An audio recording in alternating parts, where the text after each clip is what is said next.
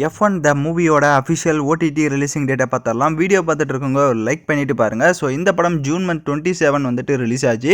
Release ஆனதுலேருந்தே பார்த்தீங்கன்னா ஒரு தரமான இந்த இயரோட பெஸ்ட் படம் அப்படின்ற அளவுக்கு பார்த்தீங்கன்னா ஒரு சம்பவம் பண்ணியிருக்கு. இதனோட சவுண்ட் எஃபெக்ட் ஆகட்டும், இல்லை விஎஃப்எக்ஸ் ஆகட்டும், அந்த கார் ரேசிங் தான் டோட்டலாக பார்த்தீங்கன்னா இதனுடைய கான்செப்டாக இருக்கும்.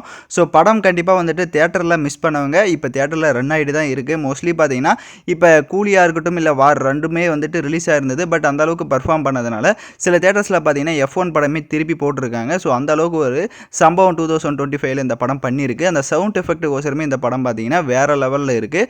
ஸோ ஒவ்வொரு பெரிய பெரிய ஆக்டர்ஸுமே பார்த்தீங்கன்னா இந்த படத்தை வந்துட்டு பற்றி வெளியே அதிகமாக பேசிகிட்டு இருக்காங்க. ஏன்னா அந்த அளவுக்கு பார்த்தீங்கன்னா விஷுவலாக பார்க்க ரொம்ப ஒரு சூப்பரான ஒரு மூவின்னு சொல்லுவேன். ஸோ கண்டிப்பாக மிஸ் பண்ணாமல் பார்க்கலாம். பட் நீங்கள் ஒரு வேளை மிஸ் பண்ணிட்டீங்க அப்படின்னா இப்போ பார்த்தீங்கன்னா ஓடிடியை அனௌன்ஸ்மெண்ட் பண்ணியிருக்காங்க.